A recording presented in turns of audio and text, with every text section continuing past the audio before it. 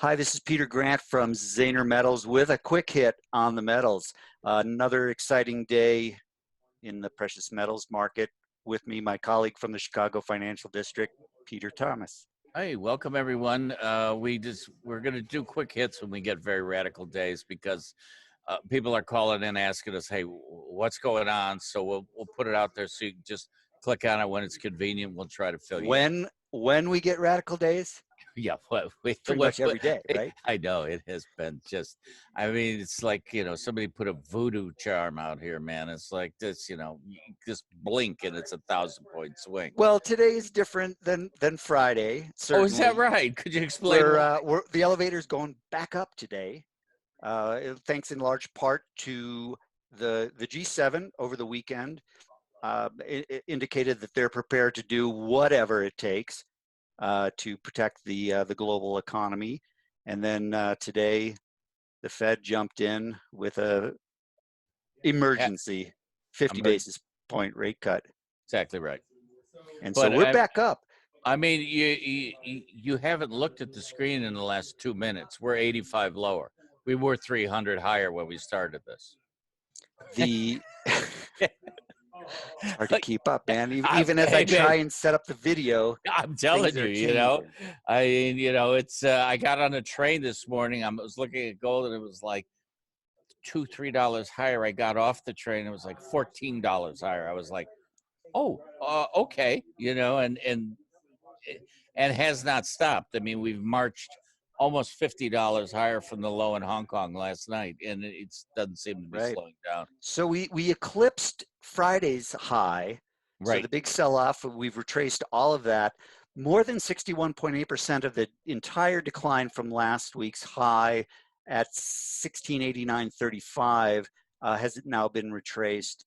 The silver, platinum, palladium are lagging. So I think that there's still this lingering concern about demand, particularly for industrial metals. So those are kind of behind the curve. which is Interesting. which is a direct reflection on still on our last show when we covered with the factories closing down in China, and obviously they can't meet the quota for the Green Deal, and we're not seeing metals going into Guizhang and places like that, and also I have to tell you.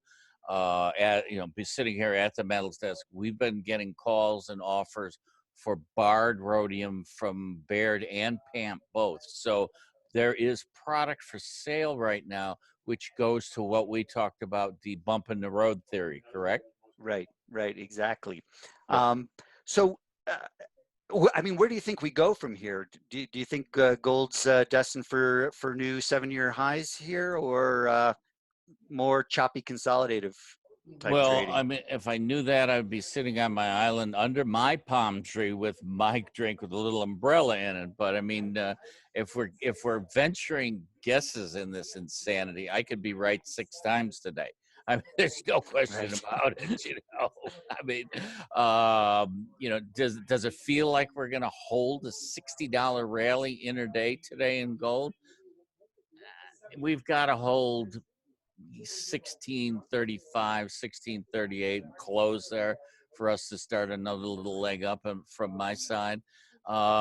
Silver has been trading comfortably above $17 again, and really feels like it's looking at 18. Other than that, it's all a guess, my friend. Yeah, yeah. Platinum's consolidative, still within Friday's range, kind of the lower end of Friday's range. Palladium's still under pressure today. Um, Well, hats off for that, Pete. I mean, you're the guy that called the top of that blowout, and that was a scary. I mean, you said, "I think this is it," and I mean, you nailed it. So we have not seen a turnaround since then, and it goes to what we just said. right. So I think we're all updated, at least for the moment.